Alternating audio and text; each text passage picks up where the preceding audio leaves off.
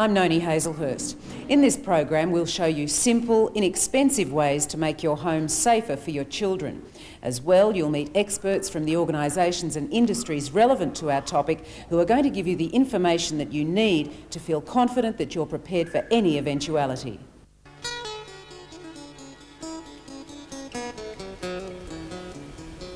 To address the issue of child safety in the home, a whole series of standards have been developed to guide building practices and product development.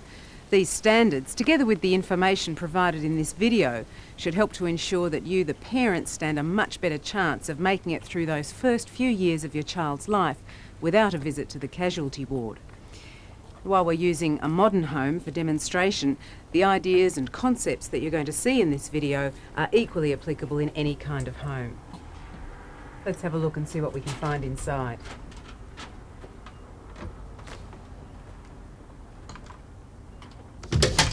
In our everyday adult lives, we face all kinds of risks, but there are things that we do to minimise those risks to ourselves. Wearing seatbelts, for example, or checking the temperature of the shower, or wearing oven gloves when we're dealing with hot dishes. As parents, it's our job to try and teach these self-preservation skills to our children. However, until they're old enough to learn them, children, and especially toddlers, need our constant attention and constant supervision.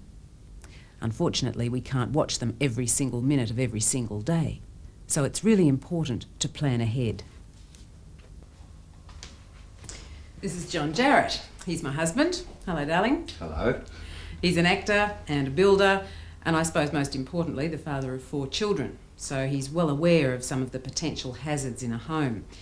And in the kitchen, I guess cupboards are a good place to start. Especially the lower cupboards with little kids running around that might have dangerous cleaning materials under the sink, for instance, or unsuitable foods, heavy tins that might fall on their little feet. So the best thing to do is to fit these child-resistant latches like these. These are a piece of cake to put on.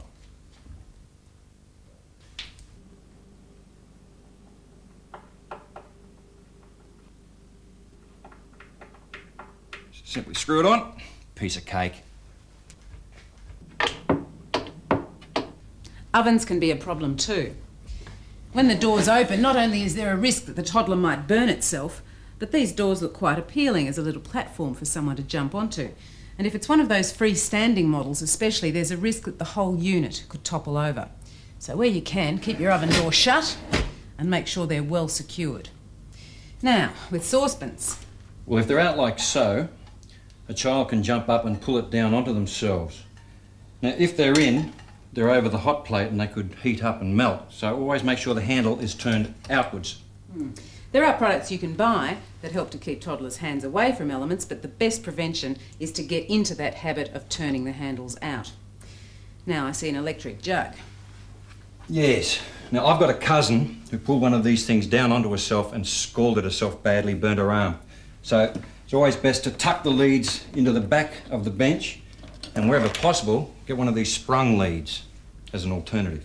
So children in the kitchen can be a problem. They can get under your feet, they can burn themselves on hot dishes, they can slip. Ideally, when you're cooking, try and keep them out. Yeah, if you're capable, you can build a barricade, or there's always a playpen. So, to sum up, in the kitchen area, remove all dangerous materials from lower cupboards, and that includes vitamins and health products. Fit child-resistant latches wherever possible. So where you can, keep your oven door shut and make sure they're well secured. Keep saucepan handles turned outwards, not over another element and not out over the edge of the stove. Fit curled cords to appliances wherever you can, and always push the cords to the back of the bench. If possible, keep the child out of the kitchen, preferably in a playpen or behind a barricade. Every day we use chemicals in the home to help ease the domestic burden, from floor cleaners to garden pesticides. Now, the danger with children is the burning effect of some of these chemicals if they're swallowed or if they come into contact with eyes or skin. So the question we need to ask is, which of the products in my home are harmful to my child? To help us to answer this question and to tell us what to do, this is Suzanne Routley from the household cleaning products firm Benckiser Australia. Suzanne, are all cleaning products harmful? To be on the safe side, you should consider that all household cleaning products are harmful. If, for example, a child swallowed a mouthful or two of disinfectant, they would be very ill, but they wouldn't be permanently damaged. If a product is extremely harmful, then it should have a warning label that will state exactly that on the label. Because children investigate anything they can get at easily, don't they? That's how they learn, by tasting and feeling and touching. What should we do if a product has a warning label? First of all, read it and take note of exactly what it says. And if possible, when you're purchasing a product, you should always try and choose one that has a child-resistant closure on it, just for additional safety. It'd be nice to think that these child-resistant lids were a complete guarantee of safety. No, unfortunately, you can't guarantee that they are perfectly safe. What you should do is use a child-resistant closure in conjunction with a few other things. In most homes, household cleaning products are usually stored under the sink. What you should do is take your plates and put those in that cupboard, and then move your household cleaning products up into the higher cupboard. Unfortunately, it's not as convenient, but it's certainly much safer. And the other point to consider is not to rely solely on those special latches that can keep children out of the cupboards, because unfortunately they can be left undone. So laundry chemicals should be treated the same way? Oh yes, very simple, straightforward things like concentrated laundry detergents and pre-wash stain removers can be extremely harmful to children. So they should also be kept up on a high shelf and certainly not left just sitting out on the washing machine. Now, Suzanne, a lot of children have been very badly burned by dishwasher detergents. What are the specific problems with these? A very common scenario is where someone will have stacked the dishwasher, they will have put the detergent into the dispenser, and then for some reason they've been called away. If this leaves the dispenser and the door open, then that's very inviting for a toddler to come along. And obviously the dishwasher door is just at toddler height, and this would give them access to the detergent as a concentrate, and that's likely to burn their throat if they swallow it. Another situation which is equally as bad is where someone has stacked, let's say, a bowl or a baking dish right at the front of the dishwasher. This means that during the cycle, when the dispenser door opens and releases the detergent, it can't open fully, resulting in a sludge forming, a sort of wet detergent sort of sludge in the bottom of the dispenser. This is also at toddler height when the door is opened, and they could then put their finger into that and then into their mouth. That's extremely dangerous and something that should be avoided at all costs. Now, I suppose another problem would be in garden sheds and garages where people transfer chemicals from one container to another. The situation that should be avoided at all costs is when you transfer a chemical from its primary container into something like a lemonade bottle or another food container, because without those warning labels on it, you're unlikely to know just how dangerous it is. And if a child would go into the garden shed and drink that, then you've got no idea of knowing what the poison is. The critical situation when a child has actually swallowed a poison is knowing what that poison is. And that information comes from being able to read exactly from the label exactly what the product is, so that a doctor or the emergency services can then give you information to either induce or not induce vomiting. So with some products, if they're swallowed, vomiting would be the best thing to do, and with others, that's not the case? Yes, that's very much the case. Certain products will actually burn the child on the way down, and as a result you don't want to induce vomiting because they'll burn on the way coming back up again. It's very important to read the instructions on the bottle, because if there's a warning label on the front, then there's usually first aid instructions on the back, and that will tell you to either induce vomiting or not. It's extremely important to have a bottle of syrup of Ipecac in the house so that you could give this to your child to induce vomiting, if that's what the instructions say. I suppose there would also be everyday medicines like vitamins or contraceptive pills, say, that might be lying around the house that we don't think about. Are these potentially harmful to children as well?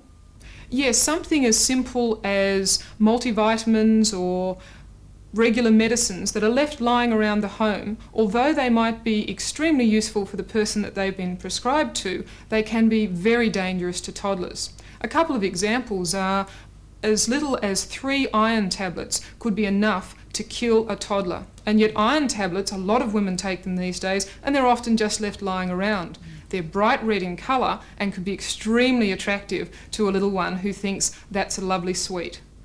Other medicines such as the contraceptive pill or a lot of the medicines that are prescribed to the elderly, maybe the grandparents, those medicines should be kept not in a top drawer but up on a high shelf, because a toddler will always mimic what they see their parents or grandparents do, and they might want to take them. And that can be extremely dangerous. Things that we're usually not aware of as being dangerous can often be very harmful. And I suppose there are parents who, in desperation to get their children to take medicine, have called them lollies. Yes, that is certainly, and I can feel for the parents in trying to get them to take the medicines, but it's very, very dangerous, because those lollies can be potentially dangerous if they're taken in quantities by the toddler, or the toddler might actually pick up another bottle of medication and take those, thinking that they're going to be the sweets that they might have had on the weekend. So, to sum up, with dishwashing machines, stack them to allow the dispenser to fully open and only put detergent in when you're ready to go.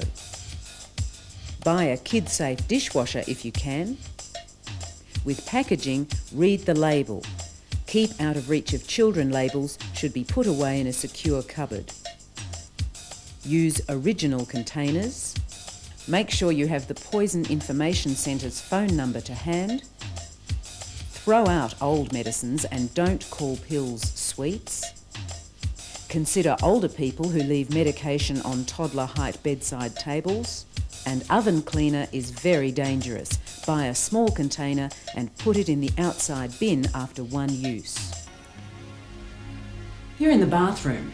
Let's have a look at some ways to prevent the most common bathroom injury, scalding. Now, most young babies and children are scalded because, unlike adults, they don't jump out if the temperature of the water is too hot. They just stand there and yell, ouch. So the water temperature is crucial. Adults can stand quite hot water, but for babies and small children, the water needs to be quite a bit cooler to be comfortable.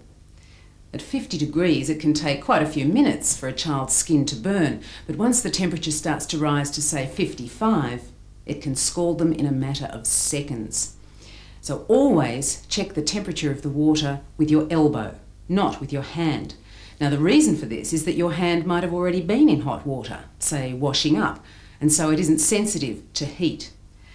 Your elbow won't be confused, and it will give you a true picture of the bath's temperature. There are some hot water heaters that can be adjusted to limit the temperature of the water to 50 degrees. So talk to your energy supply company, your plumber or electrician. When you're filling a bath, either run the hot and cold taps together or the cold tap first. Never run the hot tap first. And make sure you turn the taps off really tightly. Statistics show that bath time drownings are one of the major causes of water-related deaths in the home. Now, what tends to happen is that you'll be bathing the young child in the bath, and the baby is left outside and it calls for your attention. You go to it, leaving the toddler in the bath. Now, the toddler might stand up, call for you and slip over. So firstly, you should always have a non-slip mat in the bath, but you can't rely on that. If you're bathing a young child, take the baby into the bathroom with you. Never leave a young child unattended in the bath, even if it's in the care of an older child. And if it's a young baby you have to bath, get into the bath with her. The key is supervision at all times. That means you can't answer the phone if it rings. You can't answer the door if there's somebody there. Take the phone off the hook or take the child out of the bath.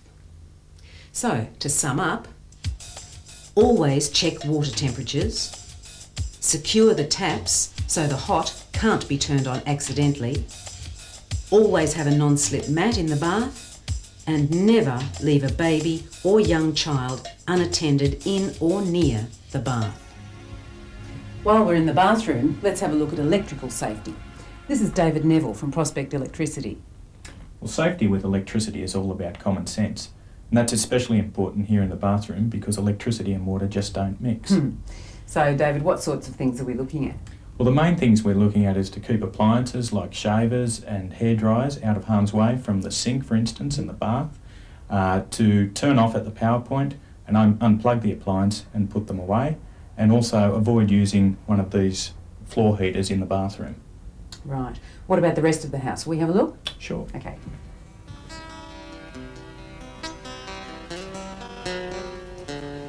David, I guess PowerPoints, they're a great temptation for children.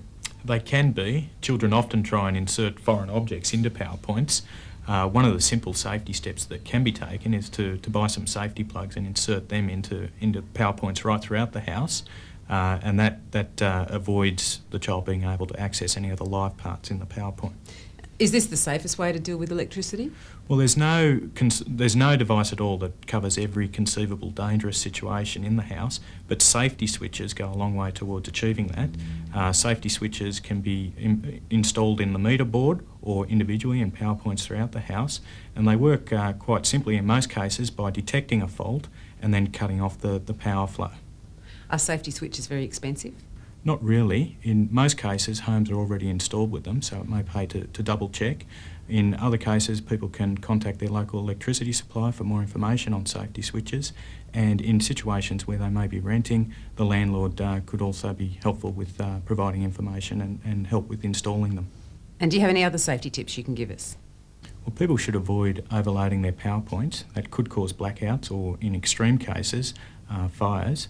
What they should do if they're wanting to run a number of low power appliances like stereos and videos and so on is to use a power board. That's the best solution. Okay, thanks very much. Thank you. So, to sum up safety with electricity, PowerPoints, use protectors, check whether your house is fitted with a safety switch. If it's not, call your local electrician or your electricity supplier for more information. Take extra care where moisture is present and put appliances away in the bathroom. And don't overload your PowerPoints. And on the subject of water and electricity, if you have a child that still wets the bed, don't use electric blankets.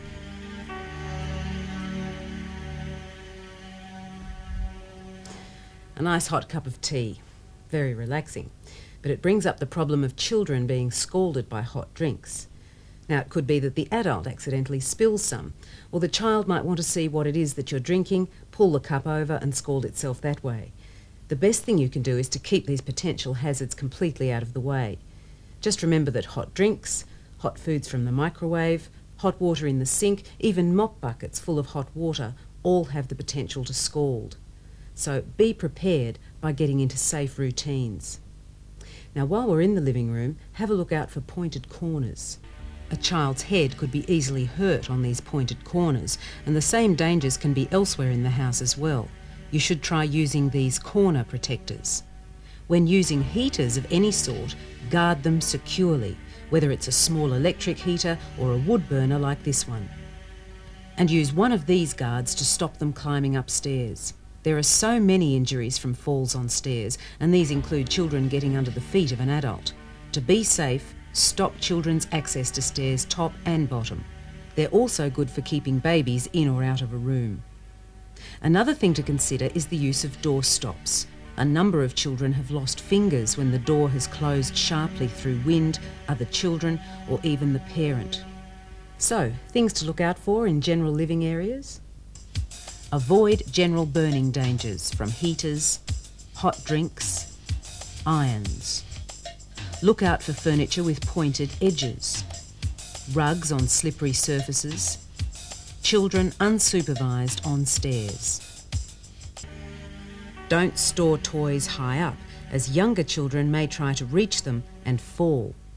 The main problem from toys is the small parts that can cause younger children to choke.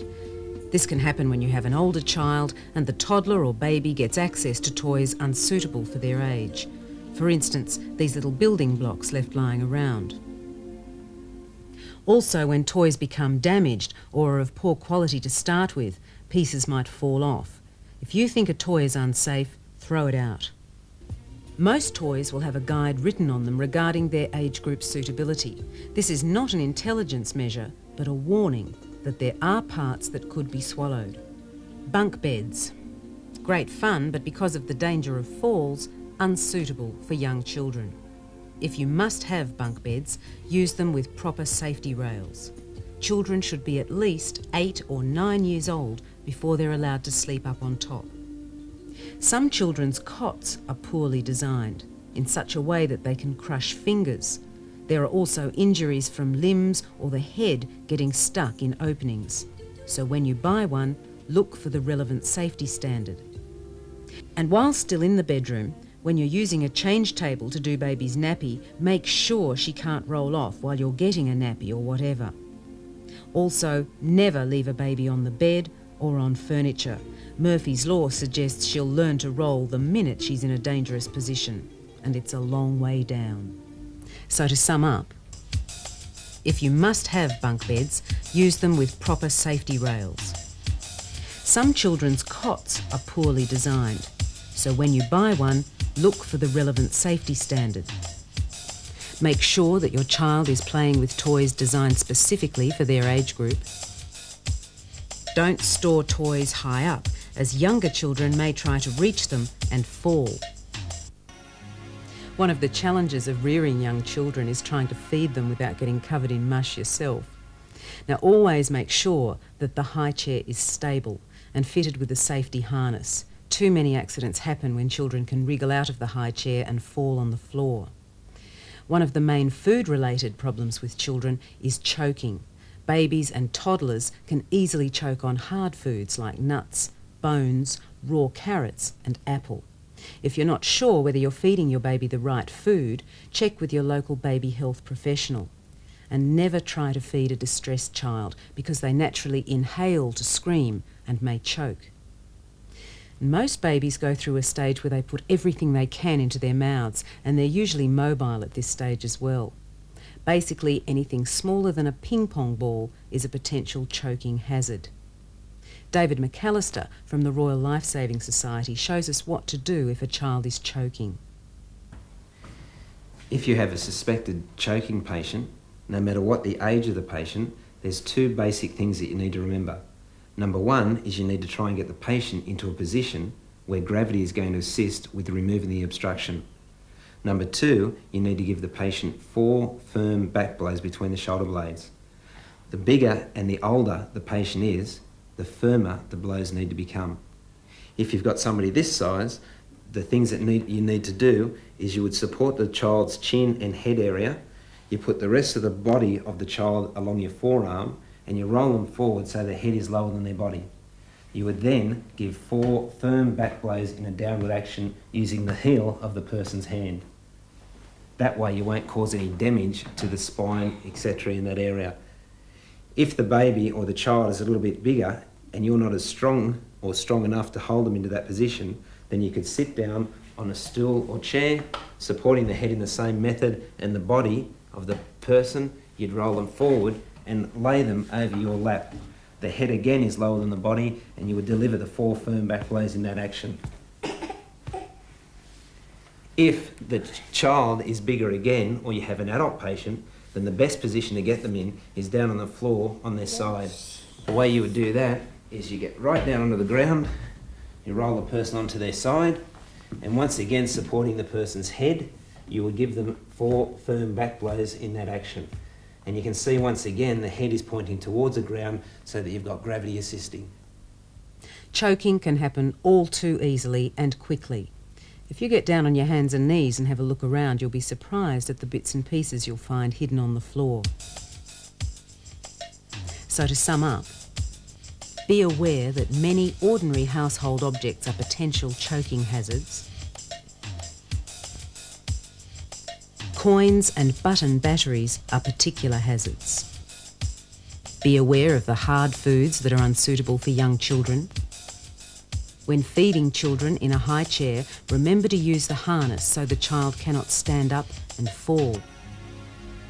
There have been far too many deaths as a result of house fires, but to drastically reduce this threat, there is one simple device that should be installed in every home: the smoke detector.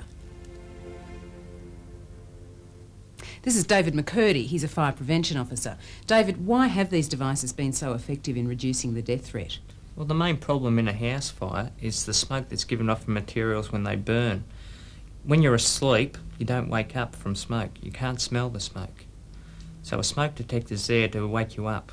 In the early stages of the fire? In the very early stages of the fire, it senses the very small particles of smoke and lets off a shrill tone which will wake you up.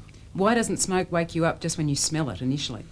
Well, on occasions it will, but normally it's carbon monoxide will put you into a deeper and deeper sleep, so you lose consciousness. So without the smoke detector, you may not wake up till it's too late, or you may not wake up. That's correct, and if you do wake up, the time you've got to get yourself, and very importantly your children out, is going to be very limited.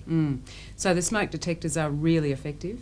Oh, very effective, and a lot of local councils are now putting them in their procedures to make sure they go into buildings. Right. And where can you get them if they're not compulsory with your council? You can get them from your local hardware shop. They're very cheap and easy to install. They only take a few minutes to put up. They are your best guarantee against a fire. What about fires that might happen during the day? Most fires start in the kitchen, so it's probably worthwhile we go and have a look in there. Let's go. If you have a dry chemical extinguisher and a fire blanket fitted on the wall like this, you can put out most fires before they get out of control. It's very important though to have them secured on the wall like this, away from the main danger, which would be the stove. Right. So you can easily get to it in a fire situation. What other fire dangers are there in the home? Other fire dangers, we have a lot of trouble with electrical wiring, faulty wiring. If you have an electrical safety switch fitted to the house, that can eliminate a lot of those troubles, and it'll greatly reduce the chance of a fire happening. All right. So to sum up, fit smoke alarms, fit an electrical safety switch. If you can afford it, keep an extinguisher and a fire blanket in the kitchen in an easily accessible position, and make sure the extinguisher is a dry chemical one. And if you're a smoker or you have any reason at all to use a lighter or matches, make sure you keep them well out of the reach of children, because they'll see you using them and naturally want to copy you. Incidentally, child accident prevention agencies discourage the use of baby walkers, not just for medical reasons, but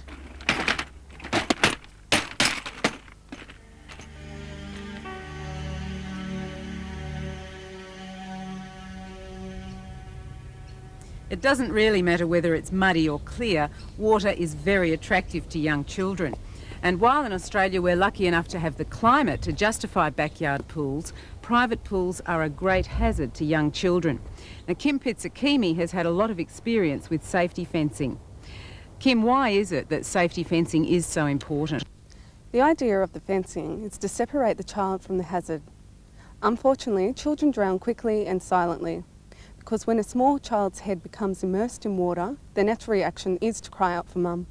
This immediately fills their lungs with water, which is why drowning is so quick. It is so important that we make sure that the potential drowning hazards are fully secured or eliminated. So if your child does escape from view, they won't get into any trouble. How can we make pools and spas safe for our children? Pools must be fenced with an approved child safety gate. How does a safety gate work? It is a device that cannot be opened by young children. With this fence, it is quite safe for your child to play in the garden. However, if they are swimming, always watch them, and if you have friends over, don't prop the gate open for convenience. And think twice about putting things against the fence, as the more determined child may climb over it. What about ponds and paddling pools? Well, for ponds, buy a fencing panel and fit it over the water. Another idea is to empty the water and fill the pond with sand until the child is older. Always empty paddling pools after use and store them where they cannot fill up again with rainwater. And spas? If it is inside the house, it should be emptied after use and should be secured by a lockable door, and lock the door. Also, never leave children in the bath or pool while you enter the phone. This is very important, as so many children drown while their parents are on the phone. Truly, it doesn't take long at all for them to drown. Now, there are lots of other potentially dangerous places where water can collect, such as post holes in the garden, buckets, or rainwater containers. You should keep the lid of any top-loading washing machine firmly closed, and nappy buckets high up on a shelf or in a cupboard with the lid firmly on. Generally, if a child's in the process of drowning, it hasn't been in the water for very long, and the parents are usually nearby. If the child has stopped breathing, David McAllister from the Royal Lifesaving Society will show you what to do. If you find a baby or young child in your swimming pool and you think they may be unconscious, it's important to follow a few basic steps. They are D, R, A, B, C. The D stands for danger, the R stands for response, The A stands for airway, B is breathing, and C is circulation. Whilst you're checking those, or before you start, it's just as important that you get an ambulance to the scene of the accident as quickly as possible. You need to send a bystander into the house or to the nearest phone to ring 000. You would then follow those steps. The first one we would assess is D, which is danger. You need to make sure that the environment that you're working in is safe and that you don't put your own life at risk. The next step is R, which stands for response. The way you would do that is to squeeze the baby's shoulders very gently and shout a simple command. If there is no response from the baby, the next step is to immediately roll them onto their side. You need to lift the chin and you would assess A, which stands for airway. The way you would do that is to lean over the baby, have a look into their mouth and make sure it's clear. If it wasn't, then you need to get your fingers in and sweep the obstruction out. Once you've checked airway, the next step is to check for B, which is breathing. The way to do this is to lean over your patient, get your ear as close as possible to the baby's mouth and nose and listen for any breathing. While you're listening, you need to look down here at the chest for any chest movement. If the baby is not breathing, then you should put them back onto their back and start resuscitation. You need to lift the chin very gently so that the baby is basically looking straight up. The other hand supports the hard parts of either side of the skull, keeping your hand away from the fontanelle at the top. You should not tilt a baby's head all the way back. It's very important that you don't do that. If you do, you could kink their airway and prevent air from going to the lungs. You would then cover the baby's mouth and nose with your mouth, and then you would just breathe from the cheeks, so it's a very gentle puff. The 5 puffs are done this way.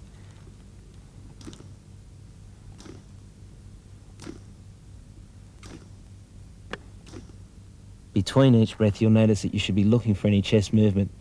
Once you've done that, and you know that the lungs are full of air, the next step is to check for the pulse, which is C, circulation of our steps. The way to do this is just to feel next to the Adam's apple into the carotid artery. If you can feel a pulse, then you know the heart is beating. In this case, the heart's beating, but the baby is not breathing. You therefore just continue breathing at 1 breath every 3 seconds. The way that's done is puff gently and turn and look at the chest. 2, 3. 2, 3.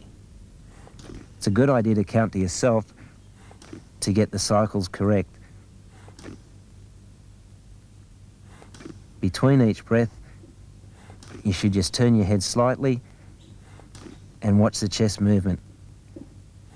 That way you know that air is entering the lungs. You should continue at 1 breath every 3 seconds or 20 breaths per minute. After approximately a minute of expired air resuscitation, you should then check a pulse again. If the pulse has stopped, then we need to go down here onto the chest and give the baby an artificial heartbeat. If the pulse is present, then you should just continue 1 breath every 3 seconds until you've got an ambulance at the scene of the accident.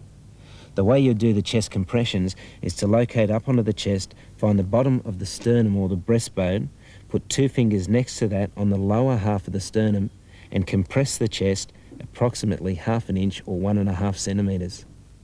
You need to do 15 compressions to 2 breaths of air in a 10-second cycle. That way you're getting 6 cycles to the minute. And that would be done in this method. 1, 2, 3, 6, 7, 8, 9, 10, 11, 12, 13, 14, 15. The 2 important things to note here is softer and quicker. You would continue this cycle now until your ambulance arrives at the scene of the accident. It's just as important to still check for this pulse after the first minute and then every 2 minutes. If the pulse does happen to return and you're lucky enough for the breathing to return also, then what you should do with the patient is roll them back onto their side, lifting the chin, and that should keep them breathing until the ambulance arrives. So to sum up, never leave a child in any water without adult supervision. Consider all potential water hazards. Keep your top-loading washing machine lid closed, the nappy bucket out of reach and secured with the lid, empty buckets and other containers with no secure lid, and fence spas and pools. And when you go visiting, make sure there isn't a water hazard in your friend's garden. Above all, supervise. Australia's got one of the highest dog ownership rates in the world, and while dogs like this particularly can make great family pets, like so many other things in the home, there's a lot to think about. Kirsty Sexel is a vet and animal behaviourist. She's going to show us why things can go wrong and what we as parents can do to help to minimise those problems. Dogs make good pets because they're used to living in a pack. They're used to having a leader and a follower. And your dog should feel confident where his position in the pack is, at the bottom. The most common dog bites are when the family pet bites, and it's often because the dog doesn't realise that it should be at the bottom of the family pack. It often obeys what mother might say and what father might say, but it doesn't recognise children as being more dominant to it. So it's very important that the dog is fed last. You don't let it sleep on the furniture, and it's a good idea to get the children to also train the dog as well, to get the dog to sit and drop so it knows it has to obey commands regardless of which human is asking it to do something. Often dogs take the place of children.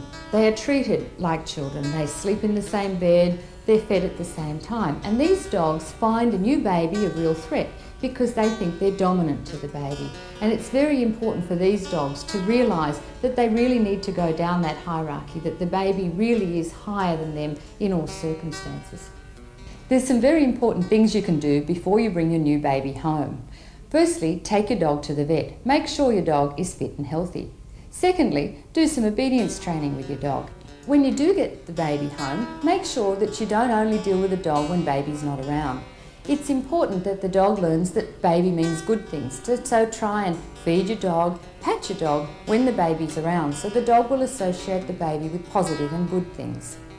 But be careful not to let the baby get too close while the dog is eating. And most importantly, never leave your dog unsupervised with a young child. Accidents only take a split second and tragedy can occur very quickly. When you're introducing your dog to other children, it's a good idea to get the child to hold out the knuckles towards the dog. If the dog doesn't sniff, it's probably a good idea not to pat the dog. If the dog does sniff the knuckles, then always pat the dog underneath the chin and on the chest, never on top of the head, because that's a very threatening thing to do to a dog, and the dog might bite. Even if your dog is friendly with you, it may not like children because it may not have had any exposure to children. And if your dog is unfriendly to children, you really want to seriously consider the risks involved in keeping such a dog. If you don't already have a pet, you may be worthwhile considering waiting until your children are a little bit older, because dogs take time and energy just as children do. To sum up, if you don't have a dog, consider putting off buying one until the children are school age. If you already have a dog, introduce the dog to the new baby. Include the dog in your day-to-day routines. Keep babies well away when feeding the dog, and never leave babies or young children together with dogs unsupervised. And talk to your vet. Make sure that your dog is healthy and regularly wormed. Any medical problems like skin irritations or ear infections can make your dog unfriendly when it's being approached or patted. While we might spend most of our time with small children in the house or in the garden, many of us would travel a number of times each week, even daily, in the car. Now, there's no doubt at all that if a person has a car accident and they are effectively restrained, that the likelihood of injury is greatly reduced. From babies through to school-aged children, there are effective ways of restraining your child. Michelle Booth is the Road Safety Manager at the NRMA, Australia's largest motoring organisation. The proper use of child restraints is the most important action we can take to ensure the safety of our children when travelling in vehicles. Now, laws do vary slightly between states and between countries, but essentially the facts are the same. Child restraints save lives. And by child restraint, we mean a device that is specially designed to carry children in a vehicle and approved to the Australian standard. The child restraint must always be properly fitted in the vehicle, and that means that you should follow all instructions when installing the restraint. Make sure the top tether straps and the adult seat belt, which is holding in the restraint, are properly adjusted and they shouldn't have any slack. With baby or infant restraints, such as this capsule, the restraint should never rest on the seat in front. Make sure the baby is secured properly and comfortably, again according to the instructions. Check that the harness, which is holding the baby in, and the tether straps are secure, and that any blankets are placed over the straps. Child seats are suitable for children from about 9 kilos, which is around 6 months of age, up to around 19 kilos, which can be around 4 to 4.5 years of age.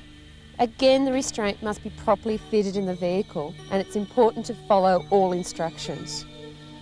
With the child seat, you should push it back into the car seat as far as possible to minimise any movement in a crash. Make sure you adjust the harness firmly so that there are no twists, and also not too firm that it's too tight on the child. After the child seat, you should consider placing your child into a booster cushion. Now, a booster cushion must be used in conjunction with either an adult seat belt or a child safety harness. You should use a booster cushion or choose a cushion that has some back support and some side support, and also has a sash guide so that the seatbelt can feed through the sash guide and not rub on the child's neck or face. So to sum up, it is very important that the restraint you choose for your child is most suitable for your child's weight and for your child's height. It is also essential that you keep your child in that restraint for as long as possible, while ever that child is under its weight restrictions. If you're going to fit a restraint in the car yourself, you should read and follow the instructions that come with the child restraint. You should also look in the owner's manual that comes with your vehicle for advice on where the child restraint anchorage points are in your car. You can also have your child restraint professionally fitted in your vehicle, and for advice on where this can be done, you should seek out your local traffic authority or motoring organisation. You should never leave your child unattended in a vehicle. You should also make sure you have plenty of fresh air circulating in the vehicle, and on a warm day, think about placing some sort of sunscreen on the window to minimise the amount of sun that comes in on the child, because children do dehydrate in warm weather. If you have a garden, there's nothing better than letting the children out to play when it's fine. The most important thing is to have an area where a young child can play without wandering off unnoticed. A fenced garden is ideal. If not, for smaller children, a playpen is a great idea. You'll always know exactly where they are.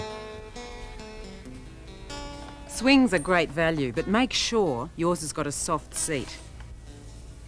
Too many accidents are the result of children being walloped on the head by hard swing seats. Sandpits can be a great source of fun. Try to keep them covered though when they're not in use, as cats find them a convenient toilet. If you keep poisons in your garden shed, make sure that they're in the correct containers, but keep the door locked at all times and use a quality padlock. When you drive off, always make sure you know where your children are.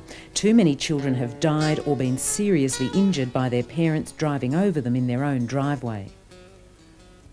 And a large number of children receive severe burns from open barbecues and bonfires. Again, it is vital to keep an eye on the children at all times. To sum up, cover sand pits, soft swing seats, lock your shed, fence your yard, keep children away from open fires, and never move your vehicle without knowing your children's whereabouts. Insist on the use of safety helmets when using bicycles. And when in the sun, remember that young children's skin is very prone to burning and that early overexposure to the sun is linked to skin cancer later in life. Put a hat on them, cover them up and use UV protection cream. Your local hardware shop or department store should stock most of the products that you've seen, and installing them is generally not difficult. One or two of the items might be a little bit costly, but what price can you put on your children's safety? Our main message is be aware, try to minimise risks, watch your children as much as possible and take sensible precautions. Stay safe.